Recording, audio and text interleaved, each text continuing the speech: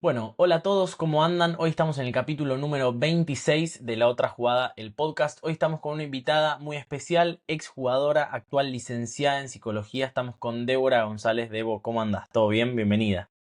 Bueno, muchas gracias, muchas gracias. Todo bien por acá. Bueno, tuvimos ahí un par de percances para arrancar, pero Debo, bueno, ahí agarró la pelota de básquet, siempre con la pelota en la mano. Así que nada, Debo, un poco para disparar esta como podcast entrevista. Me gustaría que nos cuentes un poco tus inicios ahí en el básquet y en qué momento diste el quiebre para hacerlo también, pero de manera profesional en otro ámbito, ¿no? Que es la psicología hoy en día. Bien. Bueno, yo empecé a jugar al básquet cuando tenía 9 años. Empecé en el club de barrio, de mi barrio, a una cuadra de la escuela, todo muy, muy así. O sea, mis papás me dijeron, a mí y a mi hermana, nos gustaría que hagan algún deporte. Íbamos a la colonia, hacíamos natación, así muy, no competitivo, digamos. Y bueno, llegué al club de barrio y ahí estuve unos cuantos años, unos 6 años más o menos, hasta que, bueno, me llevaron a la selección, lo que en ese momento era la selección de Capital Federal, cuando se jugaban los torneos argentinos entre provincias. Eh, Jugué 3 argentinos para la selección de Capital, en obviamente diferentes categorías. Pero ese año que fue el primero que fue, bueno, ya al siguiente año, un poco también apoyada por el club y por mi entrenador en ese momento, cambié de club. Y así fue un poco mi recorrido de ir pasando por diferentes clubes. Jugué más de 25 años al básquet. Pasé también por la selección nacional. Gané una liga nacional como jugadora y otra como psicóloga. Y con el mismo club. Super campeona, Súper así que campeón. a full. Sí, sí, con el mismo club, con Unión Florida. Y bueno, y siempre en paralelo fui estudiando y trabajando. Eh, Algo dentro mío siempre me dijo que yo no iba a ser, no me quería dedicar profesionalmente, si bien siempre lo hice con mucha responsabilidad, mucha disciplina, con mucha seriedad. Siempre estudié en paralelo. Y bueno, la historia con las carreras es otra historia quizás para otro, porque no fue mi primera elección psicología, pero bueno, un poco la vida me fue llevando y la verdad es que amo mi carrera y mi profesión. Y bueno, después me hice la licenciatura, soy psicóloga clínica y me especialicé en deporte. Hoy por hoy estoy terminando lo que es una maestría en psicología aplicada al deporte, así que, y pienso seguir estudiando porque me encanta, me apasiona. Así que eso es un Claro. poco. Y decidí dejar de jugar cuando ya había empezado a trabajar como psicóloga deportiva y ya la verdad es que me motivaba y me gustaba y disfrutaba mucho más de ese rol que de ser jugadora. Yo no tenía la misma Claro. disponibilidad mental, por así decirlo.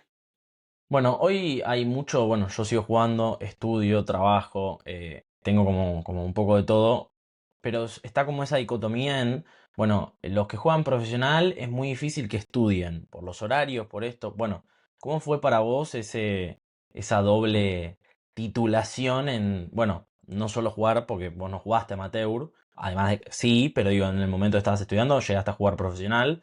¿Cómo es esa exigencia del profesionalismo a la par de la vida facultativa, ¿no? Porque tampoco es que hiciste una carrera 100% dedicada al deporte, sino que empezaste como una licenciatura en psicología, que por ahí tus compañeros de la facultad estaban en otro plan que vos. Bueno, ¿cómo hacías para sincronizar un poco esas dos vidas? Ujú. Yo creo mucho en esto de generar hábitos, ¿no? Y siempre cuando incluso lo trabajo con los deportistas que voy trabajando, con los equipos donde trabajo, esto de la magia de la organización, yo creo mucho en eso. Eh, yo desde chica hacía deporte y siempre hice las dos cosas, ¿no? Y hago un paréntesis que no está de más decirlo, o sea, también tenía una familia que apoyaba, ¿no? Eso, porque en algún momento trabajé, estudié y jugué, o sea, hacía las tres cosas, porque como decía, o sea, yo jugaba a nivel profesional, pero en ese momento el profesionalismo no implicaba recibir dinero, por así decirlo, ¿no? Claro. Ahora por suerte está realmente un poco más profesionalizado en ese sentido, pero la exigencia, la demanda era como si fuéramos jugadoras profesionales y casi viviéramos de eso. Pero bueno, creo que la magia fue eso, la organización. Yo incluso jugaba en clubes que me quedaban a 3 colectivos por ahí en mi casa, ¿no? Entonces Claro, por ahí era, bueno, mientras entrenaba a mi hermana, yo estudiaba o hacía la tarea, o cuando estaba en la facultad, lo mismo, ¿no? Estudiaba, eh, trataba como eso, de organizarme. Creo que la magia es eso, o sea, sentarse y dedicarle tiempo a la organización. No dejar, viste, bueno, cuando puedo lo hago, cuando tengo un ratito, porque eso pasa mucho en esto que te digo, yo lo hablo mucho, trabajo con muchos deportistas adolescentes jóvenes y pasa mucho esto de por ahí no sentarse a decir, bueno, realmente tomo las riendas de mi tiempo, de mi agenda y lo organizo. Entonces, la clave es la organización. Se puede, pero la clave es la claro. organización. 100%. Bueno, y saliendo un poco de como de lo que es el ida y vuelta tuyo y de tu historia, me gustaría que toquemos un poco la parte de lo que es la psicología deportiva, de cómo vos, bueno, iniciaste en ese proceso por tu carrera, después te focalizaste en esto, pero tuviste paso por, hoy en día, la Confederación Argentina de Básquetbol, que es la CAB, tuviste paso por equipos profesionales como es Unión Florida, o sea, sos coordinadora en ciertos lugares de psicología. ¿Cómo abordás vos esa parte y cómo sentiste que se fue desarrollando? Porque es una realidad. Antes era algo que por ahí no se le daba mucha bola y hoy es algo que está súper presente, que los psicólogos están en los planteles deportivos de primera división, de selecciones. ¿Cómo abordás eso y cómo lo fuiste desarrollando? Ujú. Bueno, actualmente, como vos decís, yo trabajo en varias áreas, ¿no? En Unión Florida, actualmente yo estoy trabajando con el plantel de primera femenino profesional que juega Liga Nacional y pude armar un equipo de psicólogas para el básquet, en donde tenemos una profesional, una colega para el femenino, la tira formativa, y para el masculino, la tira formativa también. Sigo en la CAP, sigo trabajando con las dos ramas, en las tiras formativas también.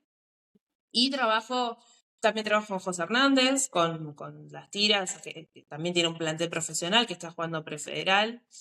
Y bueno, después trabajo en el 1-a-1, con los deportistas que van llegando, digamos, un poco al consultorio.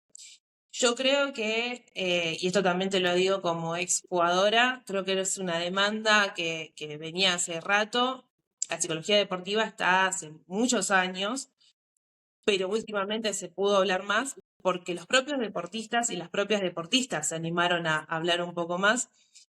Y digo, se animaron porque era como medio un tabú, ¿no? Hasta hace poco era, bueno, visto como una debilidad. O sea, los deportistas de alto rendimiento o las deportistas, los deportistas, ¿qué problema van a tener? O sea, se dedican al deporte, son saludables, eh, y no, son personas, el alto rendimiento tiene muchas exigencias, puede ser saludable también, ¿no? Porque mucho se dice esto de que el alto rendimiento no es saludable, bueno, sí.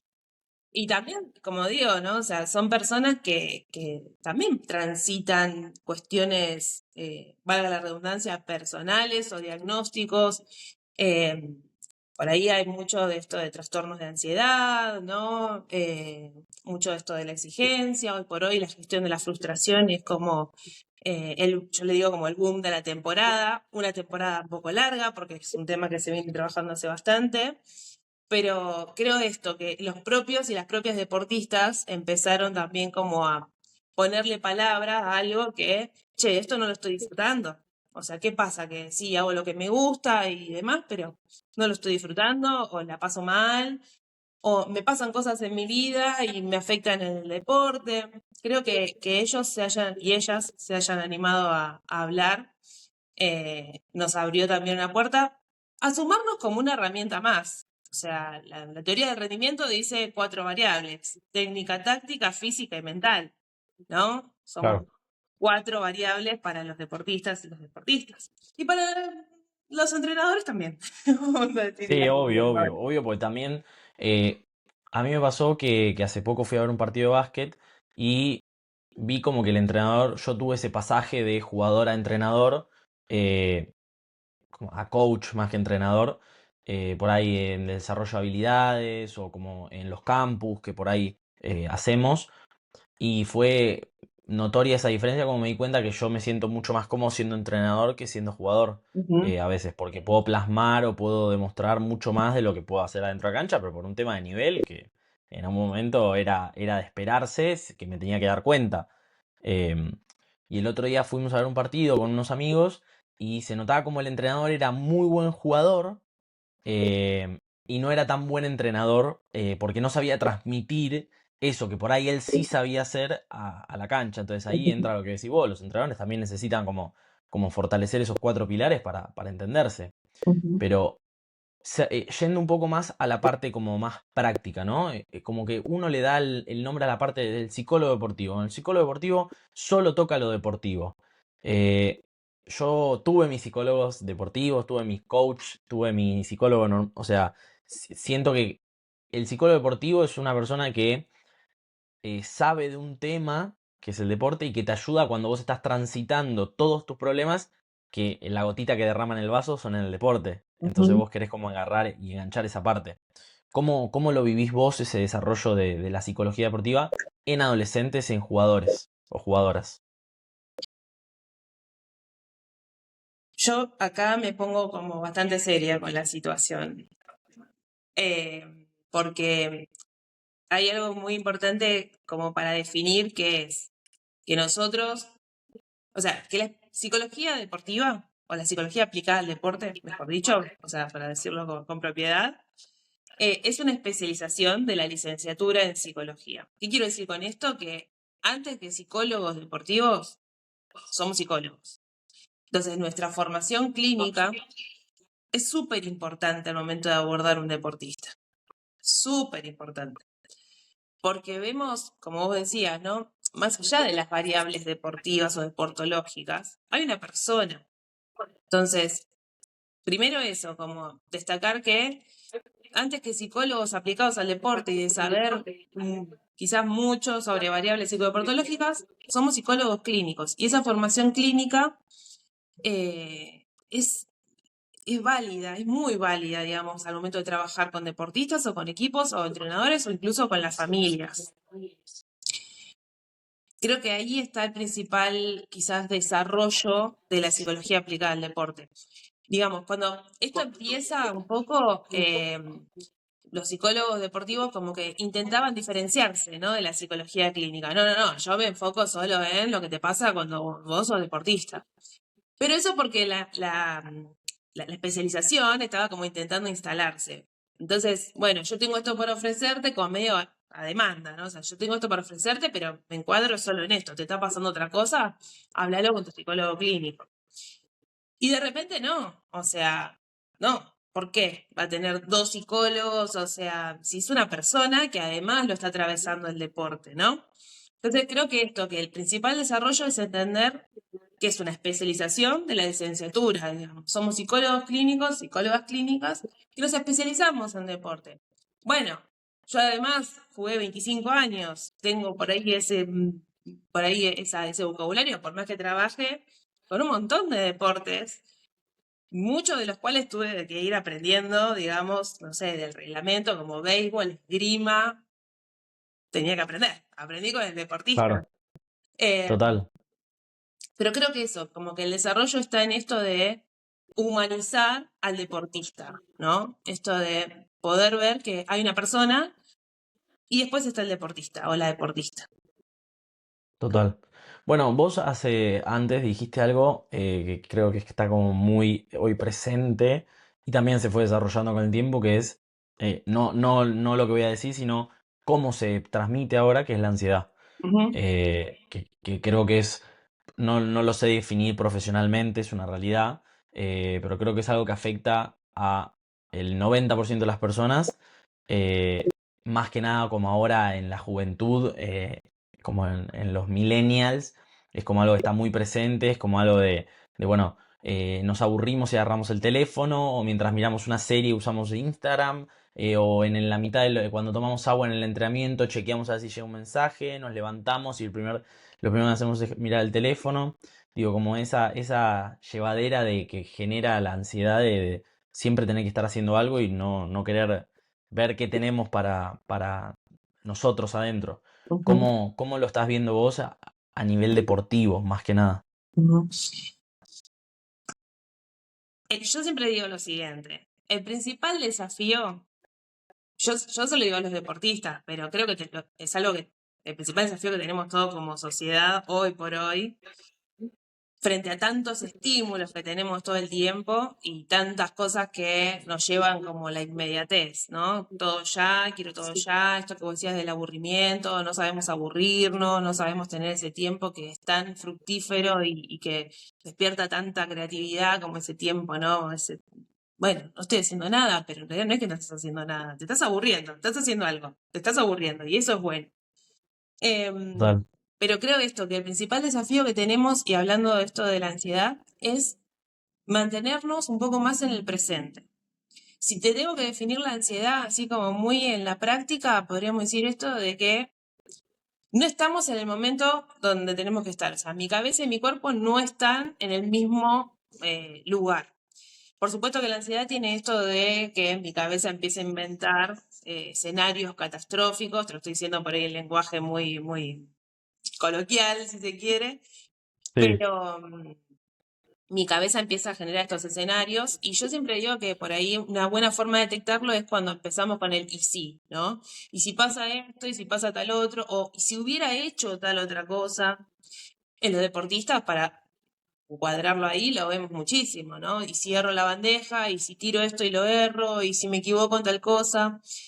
Y la realidad es esto, yo les digo que el principal desafío que tienen es estar en el presente la mayor cantidad de tiempo posible en el partido para conectar con este estado de flow que es tan deseado, ¿no? Esto de fluir con el partido y estar conectado siempre con lo que está pasando adelante de mis ojos y resolver lo que tengo adelante, no lo que ya pasó. En el momento que tu cabeza está en otro tiempo, que no sea lo que está pasando delante de tus ojos, puede despertarse esta ansiedad, si se quiere. Entonces, claro. vos me preguntabas antes por la práctica. Bueno, nosotros trabajamos mucho con la observación, mucho con evaluaciones también, hacemos técnicas, test, que eso nos aportan datos. Y muchas técnicas que hoy por hoy yo aplico bastante, que son técnicas de mindfulness, ¿no? Esto de, bueno, volver un poco al presente, desde Claro. técnicas formales como informales, cosas que puedes hacer en lo cotidiano y cosas que realmente necesitan que vos te sientes y le dediques 10, 15, media hora a hacer el ejercicio. Claro. Sí, yo creo que también esto del mindfulness es algo que se fue.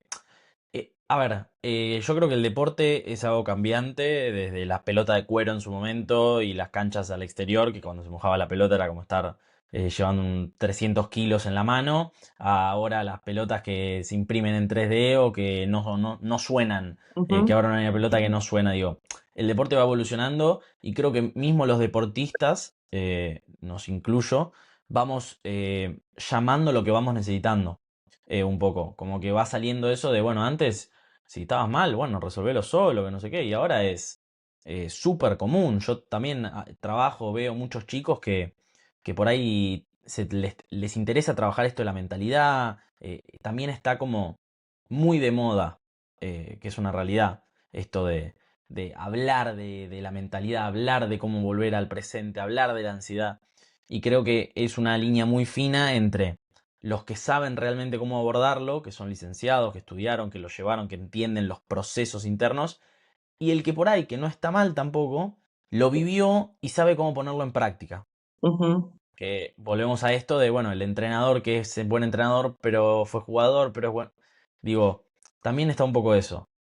Vos cuando trabajás con tus atletas, ¿les das ejercicios prácticos para que hagan por ahí antes de un partido, una rutina? Digo, se genera es algo normal. Sí, por supuesto.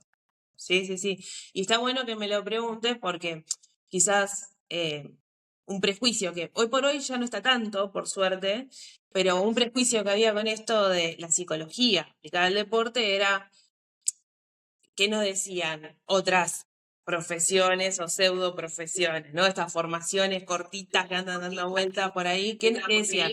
No, un psicólogo no, se va a poner, se mete en lo profundo, como si cayéramos al club con la pipa, el diván, ¿viste? Y los 20 tomos de Freud.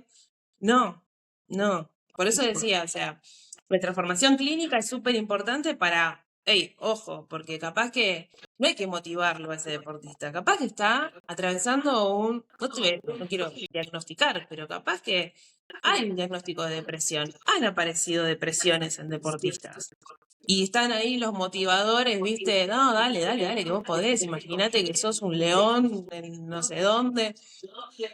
No va por ahí todo. Por eso traigo un poco a la luz esta formación clínica de, che, ojo, que no se nos pasen por alto otras cosas, ¿no? Y Total.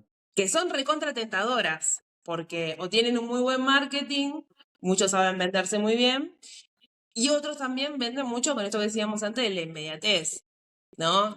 No quiero un proceso, que tampoco son procesos tan largos a veces, ¿eh?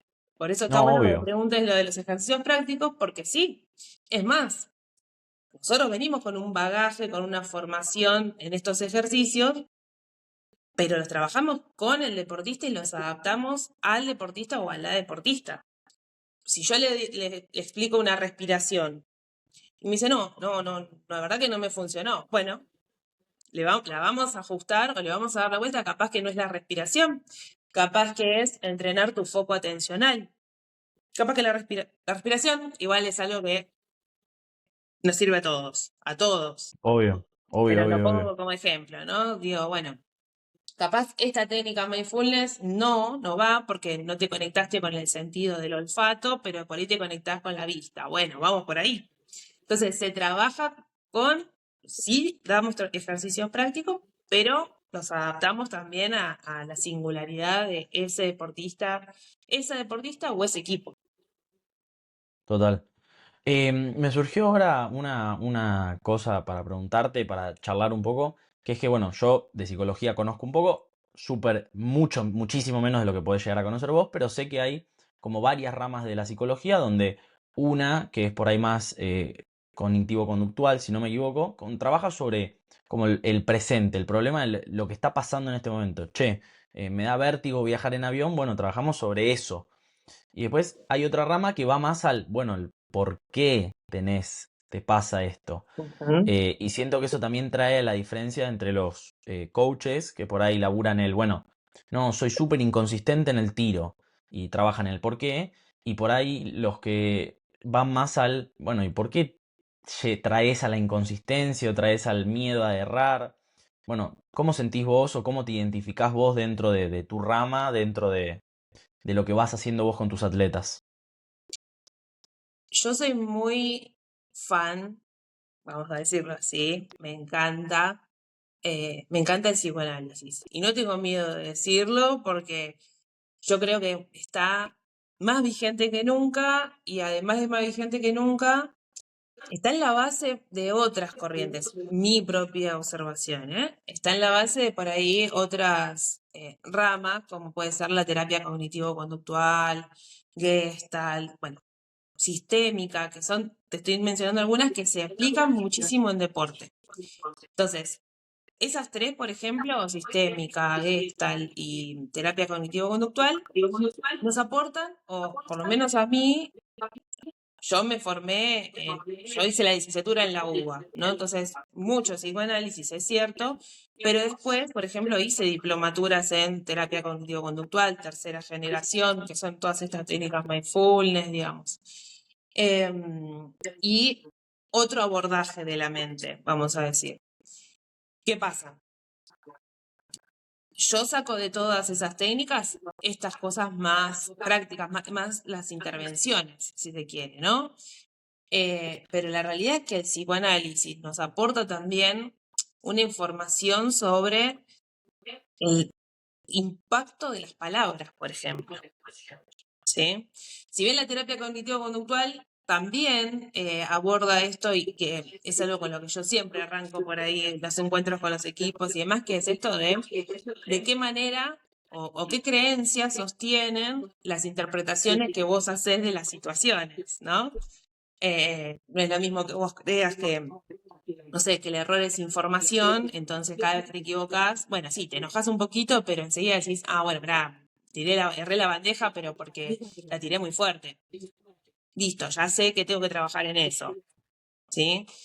Em, entonces, de esas técnicas por ahí, está bueno, o sea, yo tomo mucho esto, ¿no? Esto de qué manera interpretas el mundo o las situaciones que te van pasando, muchas intervenciones, ¿sí? Que se pueden hacer desde eso, pero no me olvido de que hay que hacer también ese trabajito profundo, ¿no? Porque si no, Total. es muy lindo el videíto con el pianito y yo hablándote, diciéndote, no, porque tenés que hacer esto y vos fuiste y lo resolviste y dijiste, ay, pude viajar, qué bien.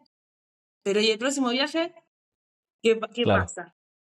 ¿Sí? claro. Sí, es un poco eso de lo incierto, de la inmediatez, de lo incierto, bueno, ¿y qué va a pasar y qué pasó? Como siempre estar desconectados de la hora, ¿no? Ujú. Que es un poco también, que es un poco también eso. Pero sí, está bueno eso, que vayas como haciendo ese mix, además de tu fanatismo. Y que además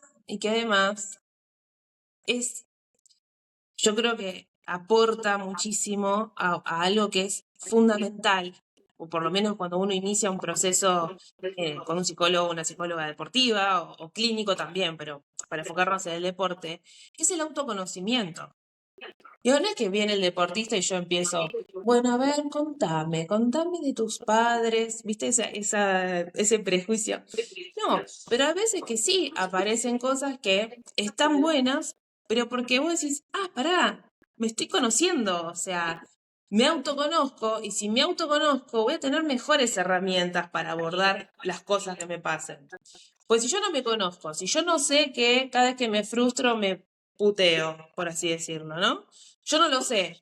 No, ¿y qué haces? Ay, no sé. O sea, si no haces ese trabajo, vas a instalar así un salpicado de herramientas que un día te van a servir, otro día no. Un día te van a servir, otro día no. No, hay que hacer un trabajo consistente, concreto y duradero. Si no, Claro. listo, volvemos a la motivación como el único eje, te motivo, pero después, agua. Agua, total.